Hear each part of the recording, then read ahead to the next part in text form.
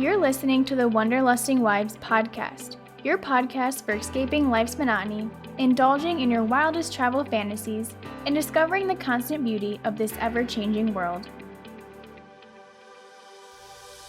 On today's episode, Jamie Edwards, the author of the blog I Am Lost and Found, tells us all about her trip to Antarctica. Need I say more? Welcome to the Wanderlusting Wives podcast. We are your navigators, Allison and Regan. Welcome to another Travel Tuesday, listeners, and we've got a really special, really unique episode coming up for you from a brand new guest that we're really excited to introduce you to.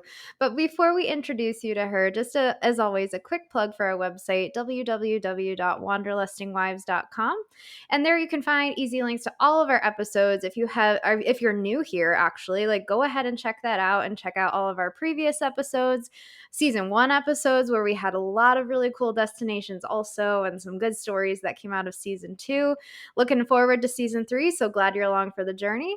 And then also on our website, you can find more information about us. And if you are interested in being a guest on Travel Tuesdays, you can feel free to get in touch with us. And Allie can let you know how to do that.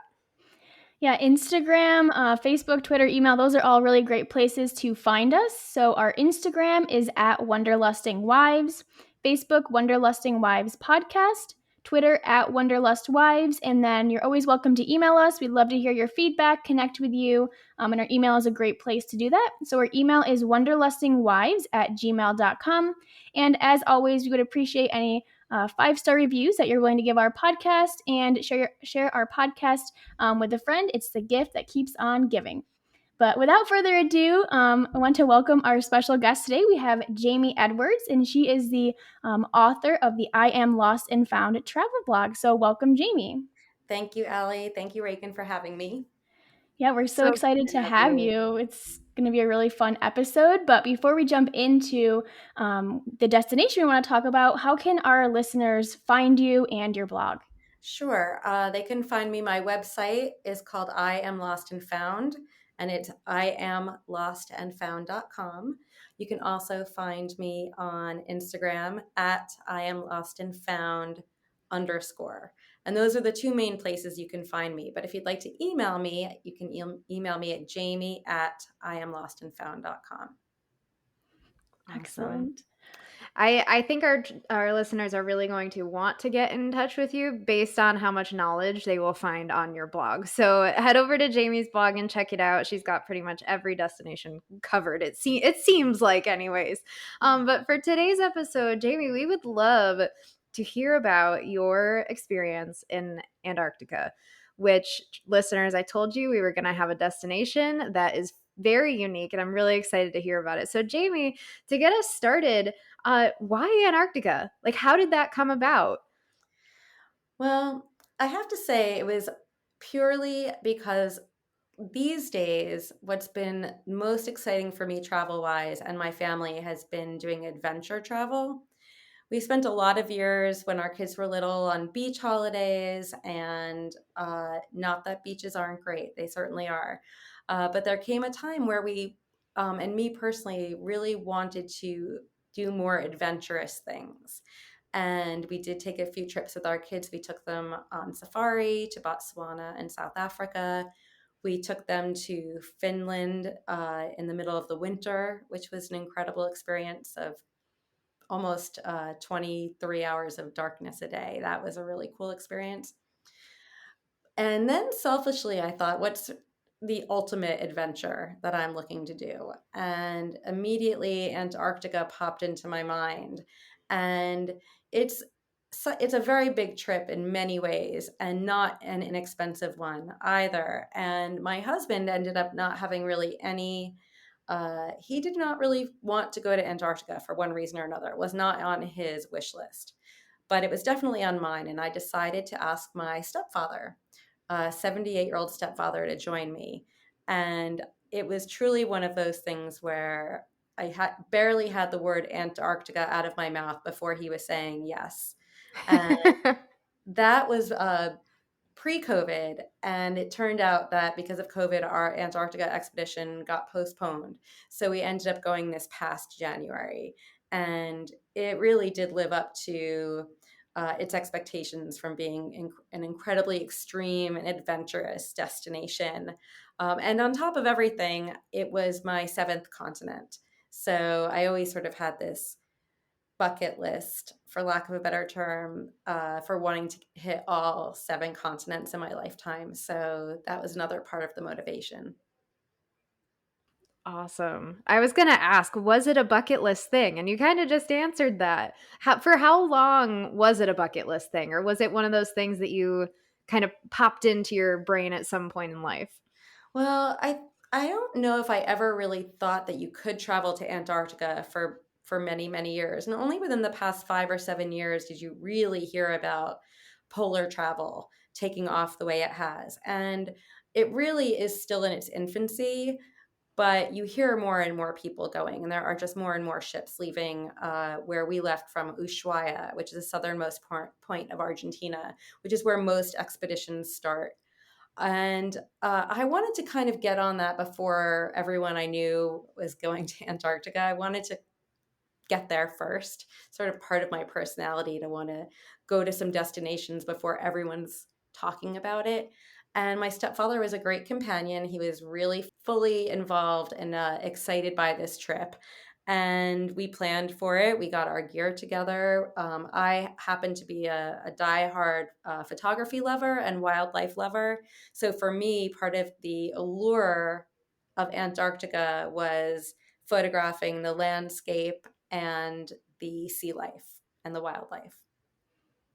Yeah, I her pictures, you have to go to her blog because her pictures don't even look real. I was telling Regan before this episode, I'm like, I look at these pictures and I'm like, how is that real? You have like a penguin, then there's like the ship in the background or like the icebergs. It's just incredible how unreal these pictures look. And then to realize that this is just a newer place, like you said, that people are starting to explore. So you're almost like a pioneer in the sense that you get to see it in maybe its rawest form before people starting to come and ruin it. Hopefully not, but that's usually how things go. So I think you probably had one of the better experiences compared to people who are going to eventually start going. You get to see more wildlife. And what was it like to pick which, I guess, not cruise line, but I guess boat or experience that you went with? Because I know, like you said, there are becoming more and more companies that are doing this. So how did you choose which one to go with? That's a great question. There are so many great ones. I think a lot of it depends upon what you are looking for in your trip. And cruise is not necessarily a terrible word to use because some of them are typical cruise lines that don't even stop on the continent. You kind of cruise past, you look out your deck windows and wave to Antarctica, which is fine. That for some people who are less mobile and still want to get to that part of the world, that's a good option. Some people want to go on ships and they want to get all dolled up for dinner and black tie and sit at the captain's table and watch entertainment every night, as you might do on a typical cruise. But then the where I netted out was I wanted more of an expedition than a cruise, for lack of better words. So I chose a company where the vessels were smaller and purpose built for polar travel. Uh, for instance, there's many ships that go around the Antarctic region that were once used for, say, Caribbean travel or some other travel, and they've been retrofitted. The Hmm. boat and the company I use, which happened to be called Quark Expeditions, their boats are purpose built, which means that they are tailor made for this kind of expedition. Everything's in the perfect place for when the captain spots whales off the bow. You can easily get to the Zodiac boats and get out and start seeing them. The stabilizers in place. And the expedition aspect also kind of came through in the crew and the guides. So the guides were all just experts in their fields, whether they were ornithologists, so they knew every bird that was flying overhead. If they were Shackleton experts or historians, and they walked around the ship talking to people about uh, polar travel in its infancy. There were so many guides, photography guides, who would spend 20 minutes, 30 minutes helping me with my camera so that when we got out on deck, I made sure to get the capture I was going for, because believe me, the whales just don't stay still for very long. So it really had so many wonderful features, and one of them also was that the people were relatively hardcore. They were very fit, adventurous. No one was getting dressed up for dinner. You could go very casually. You could go in your polar gear if you wanted to. So I liked that for me. That was a good fit for me and Rick. That sounds awesome. Yeah, I feel like I do love that cruises make travel a little more accessible for people. And also Antarctica just seems like the place that you have like expedition. It seems like there's no other way. That's the perfect word. Like I love that. And I do just want to circle around back to the whole idea of the impact of tourism. Because when we went to Iceland and we were kind of at the beginning of tourism for Iceland a little bit, but you could see the impact of it, whether it's the garbage on the mountain or whatever it is that it's just inconsiderate. But did you notice any of that? How was tourism affecting it, or is it not yet? Well, not from my perspective, the ship we were on was very attuned to no single-use plastic. They were very sustainably driven, conservationally driven. When we would get out of the Zodiacs in our muck boots and go out we couldn't bring anything on, of course, anything onto the continent or any of the islands. But even when we came back onto the vessel from the Zodiac boats, we had to put our feet through the sanitizer so that we didn't bring anything on or off the boat. So there is a lot of they are paying attention, but I do think that it's destined for over tourism if they're not very careful. I have this image in my mind of hotels being built down there one day, which would just be painful to Mm, see, that breaking up the beautiful landscape. But it could happen. But at the moment, did not notice. I mean, we didn't even pass by any other boats. Maybe just one in 8 days did we see another ship. And that was pretty typical, I think, for now. And hopefully it stays that way. hmm. Yes, absolutely. And to protect the rich wildlife that's down there, like you were talking about too. So, what did you see? I'm excited to hear about what wildlife you saw. Wildlife is such a highlight. I must have 40,000 photos of penguins. Oh, God, Love they are it. so adorable. So we saw 3 different species of penguins. Apparently there are, oh God, I could be getting this wrong, 8 total, but the 3 species we saw were Adelie, which are very tiny, Gentoo, and then what was the third one? Oh God, how can I not remember? It'll come back to me. So we said, chinstrap penguins, and each looked very different. I joked that with Rick, my stepfather, that we have to go back another time a year so I could see the Empire Oh, penguin, yes. but they're further inland apparently. So we saw plenty of penguins. We saw orcas and we saw humpback whales. And seeing a whale up close, I mean, there's pretty much nothing like seeing a whale that close. And one day we were sea kayaking. There was a group of 8 of us sea kayaking, and we heard a whale first, and then we saw in its fluke comes out of the water all the way up, and then he deep dives underneath us, and we can see him swim beneath us. And Wow. I mean, I think my heart stopped. It was the most exhilarating thing.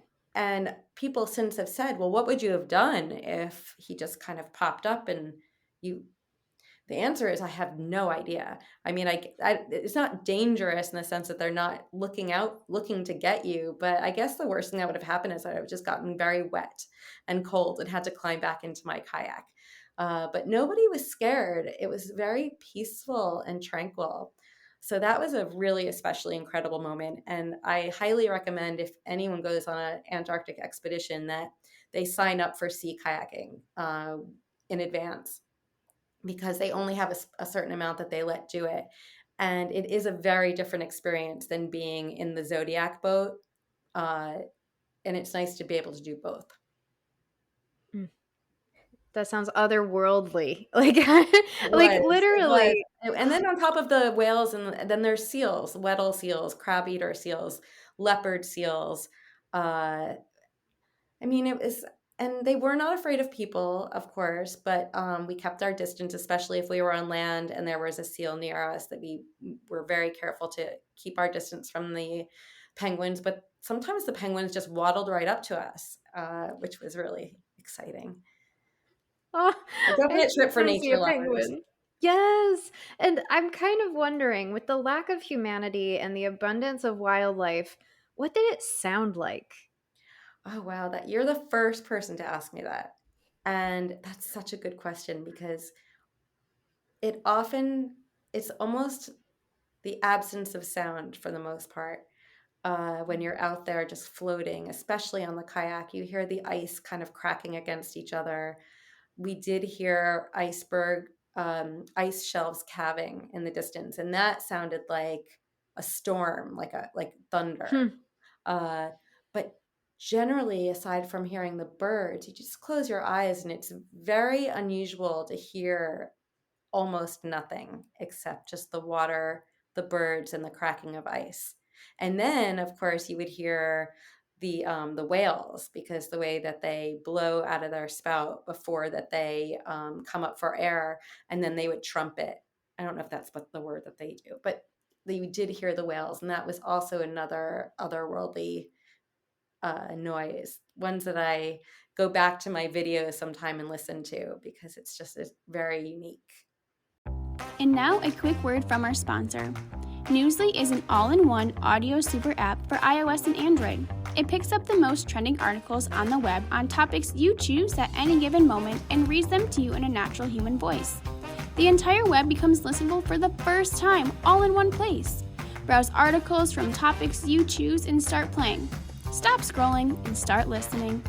You can follow any topic as specific as you like, from sports, tech, business, science, Bitcoin, or even the Kardashians. It will find you the latest articles and read them to you aloud. And the best part, they have podcasts. Explore trending podcasts from over 80 countries. You can even find us there. I started using it as my default podcast app. They even have a digital radio. Download and use Newsly for free now at www.newsly.me or from the link in the description, and use promo code WIVES. That's WIVES. And you can get a 1-month free premium subscription. You can find all this information in our description from this episode. And now back to our episode. Yeah, I think that's so special because you can see whales in so many different places, or you can hear the seals in California. So to be able to go there and now it's tranquil and there's not hundreds, maybe thousands of people swarming around to get their picture for Instagram, or get dragged in the water by a sea lion or whatever whatever they're doing out there on the internet. I think that's so amazing that you had that experience because, maybe someday it's not going to be as quiet because more people are going to start to go there and realize, how tranquil and unique this experience is. So I think I already know the answer to this, but do you think this is probably one of the most life-changing experiences you've had? Because I know you've been to a lot of places, but would you say this is one of, the most life-changing experiences you've been on? I absolutely do. I equate it to sort of how life-changing it, and also like the sounds of being on safari, which are uh, equally beautiful and interesting, just very different. I it's it's sad to me. I know I'm so grateful I was able to go on this trip. I don't take it for granted, but I'm sad that it is truly going to be that once in a lifetime experience that I have to just keep remembering it in my mind because the chances of me going back are very narrow. Although my kids are jealous and they'd like to go. So who knows, maybe in 20 years if they want to take me along with them if they go. But yeah, it was definitely one of the most awe-inspiring trips. Uh, and I would be remiss if I didn't talk about the Drake Passage. A lot of people, I have to say, I didn't know. I knew what the Drake Passage was, but not really. It's a channel of water between the southern tip of Ushuaia and the Antarctic Peninsula that takes about 2 days by boat to get from one end to the other. And it's a very unpredictable body of water because of the confluences of the oceans there. And they sometimes call it the Drake Lake, which means that you get through your 2 days and it's very peaceful and calm. Or they call it the Drake Shake, which means that you get a lot of turbulence, a lot of wind and swells. And on the way there to the continent, we had the Drake Lake, very peaceful. And on the way back, we got, I think, what they think is uh, the worst they'd ever had on this ship as far as conditions go. We were on cabin lockdown for 10 hours of the 2 days.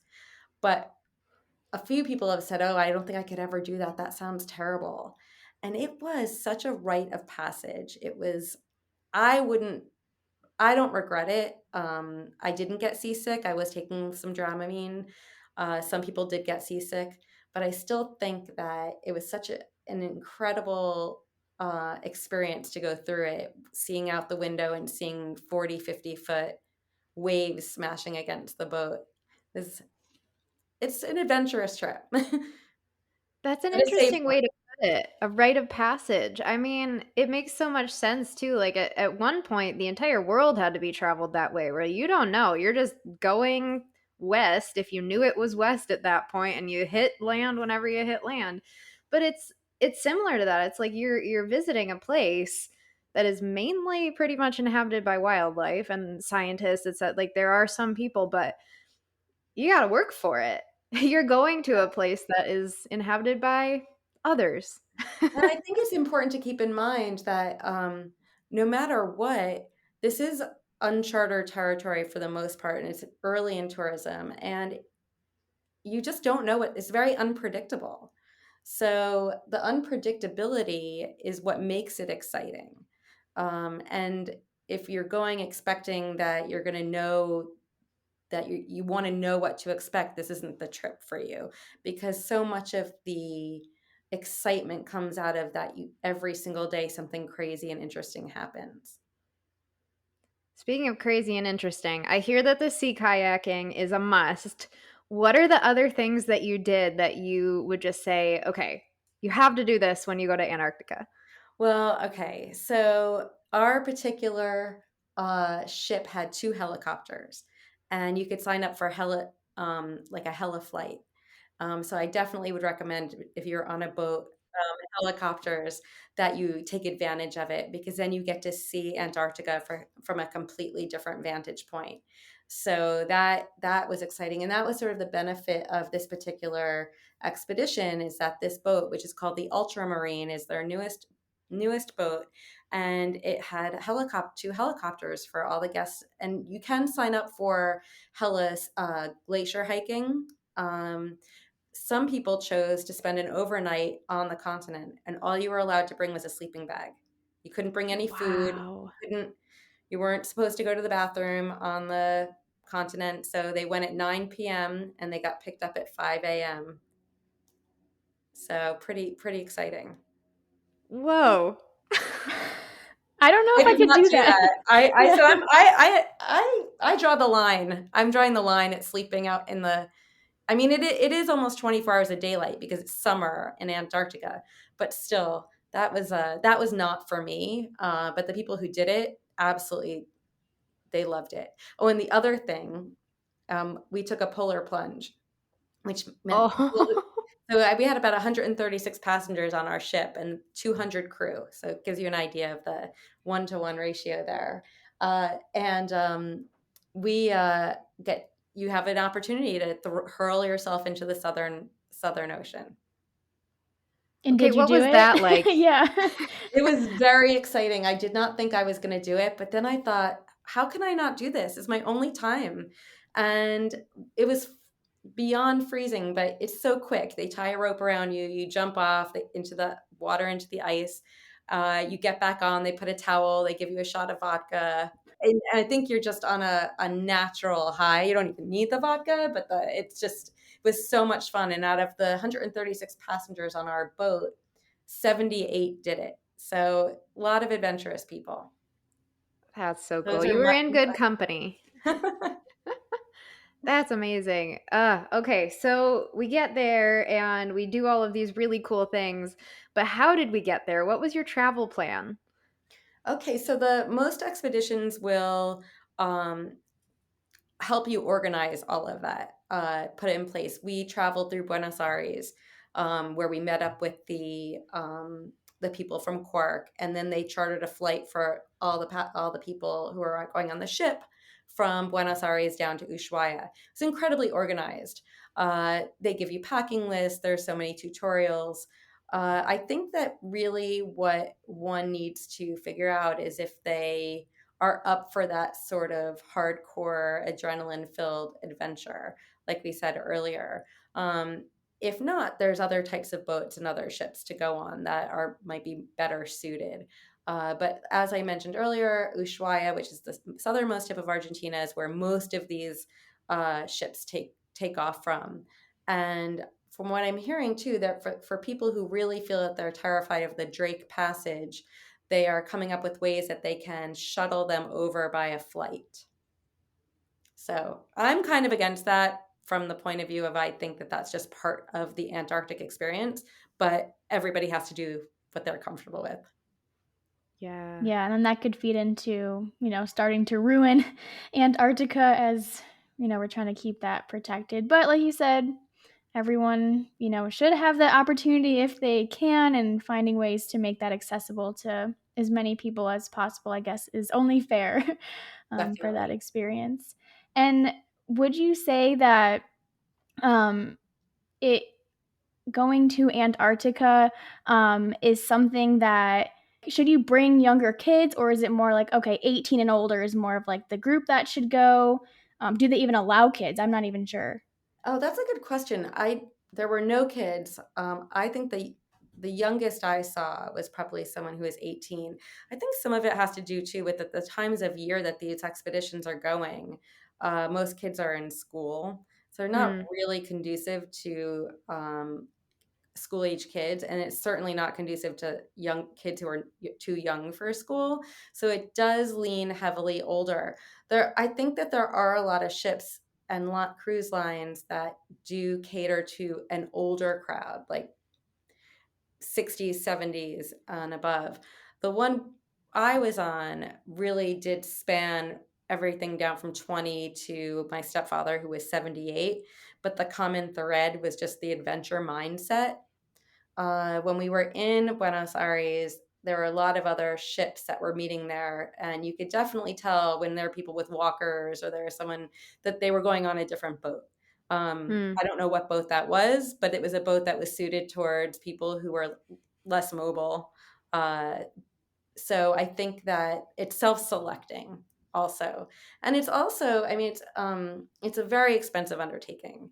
Um, and I guess that this is one of those trips that I personally didn't want to get cheap, because I think that it's such an anything can happen in Antarctica. And I really wanted to choose what I felt was the safest and the most put together, had a lot of credibility in the business. Those were important factors to me to feel comfortable.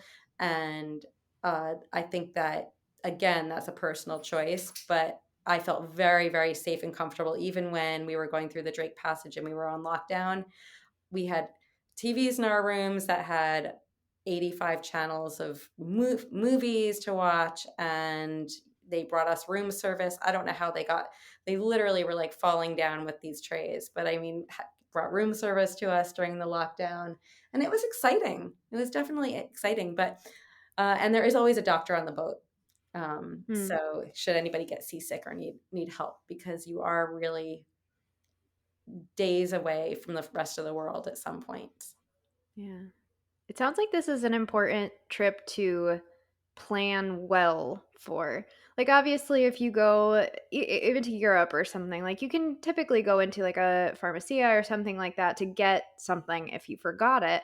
But for this one, it's a particular climate, and for the Drake Passage, that's a little different. So how would you recommend packing for this trip? What were those key things? Yeah, I mean, I think, well, a lot of expeditions, and ours in particular, gave us all as part of our trip this polar jacket that was just beautiful, and it's got the lining that you can zip out, and it's designed for this kind of trip. So they purposely want every single guest to have the right outerwear, which we did. And then you don't have to bring boots because they give you the right boots to wear out into Antarctica and on the Zodiacs. So you're really talking about layers like you'd be going skiing. It's all about layering because while we were there in the summer, we were there in January, the temperatures did not actually get very cold. I mean, I think the coldest that we had was probably in the 20s, but most days were in the 30s. I mean, where I live in DC, I think was colder in January. Hmm. Uh, so it's all about layering, and any good expedition company will give you plenty of packing lists of things that you should have, including things reminding you to bring things like Dramamine if you need it, or a doctor prescribed. Making sure you bring medicine if you need it, and then it's really all about like the neckwear, the gaiter, the goggles, and a lot of other things. But fear not, there is an onboard boutique that you can buy anything that you have forgotten for a price. Yeah, they've got you trapped Captive if audience. you really need it. But you're right, advanced planning is really important. In fact, I mean, a trip like this, you'd need, I think, at least a year because people like to book this a year or two out. So if you want the cabin you want at the price point you want, or the sea kayaking, those are the kinds of things you want to really have a good year to get on the books. Yeah. Okay, so Allie, a year from today, we're gonna start planning now. If we win the lottery, yes, sure. Yeah. Not on a school teacher's budget, no. They'll still be there. It'll be waiting for you when you want it. Yeah. Someday we'll make it happen, you know. Awesome. Well, this has been amazing. Allie, do you have any other questions before we wrap up? I do have one more, but I'd love to hear any questions you have if you have. I was just gonna see if Jamie had a favorite story that she wanted to share with us before we wrapped up. I know she's already shared so many incredible stories, especially with the whale. That one is like probably the best story, but maybe you have other ones. The whale story was definitely one of my favorites. I have so many favorites. I think another one of my favorites was we went through a passage called the Lemaire Channel, and it was maybe 5 o'clock in the morning that we knew we were going to be going through this beautiful channel. And so we knew that from the night before. So I set my alarm and get up onto the deck. And so many people were already at the deck waiting. And the sea looked like a mirror. It was just completely calm. And there are these two huge pieces of land and then a small, narrow passage for us to go through. And we went through it. We heard icebergs, kind of, or ice calving off the sides and rumbling. And then we saw orcas. And this is all happening at the same time. And the reflection of these two snow-covered mountains in the water. And these mountains were probably hundreds and hundreds and hundreds of feet tall. Just one of those moments that will stick in my mind forever. It was calm and peaceful and the kind of thing I just knew that I was never going to be there again. I really wanted to savor it. And everyone on deck was quiet except for like the shutters of the camera. So that was one of my favorite moments. That's beautiful. Once in a lifetime, right? And it's a good thing you're a photographer. So photos maybe don't do it justice, but at least something's captured in a more professional way than maybe my iPhone. Yeah. Although iPhones are good, but yes, I mean that it's again, weeding through the photos was not fun.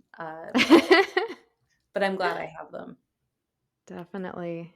Oh, well, Jamie, this has been amazing. Thank you so much for sharing all about your adventures in Antarctica. Is there anything else that you want to share before we sign off of this episode for today? No, in fact, it was just really nice to relive it because as I'm sitting talking to you, I'm visualizing all these wonderful moments that I hadn't thought about recently. So it really was good for me to go back into my memory and remember all these wonderful things. So thank you for letting me talk about it here. Our pleasure. Thank you. Yeah, it's been incredible, and I'm sure our listeners are going to love this just as much as we have. And if you enjoyed this episode, stay tuned. Jamie will be back for a part 2 coming up later this year. So stay tuned. Thank you, everybody, for listening today. Thanks for tuning in to the Wanderlusting Lives podcast. Come escape with us again every other Tuesday for Travel Tuesdays and every other Wednesday for Wildcard Wednesdays. Don't forget to give us a subscribe and a follow on all of our social media and wherever you listen to your podcasts. And until next time, wander on!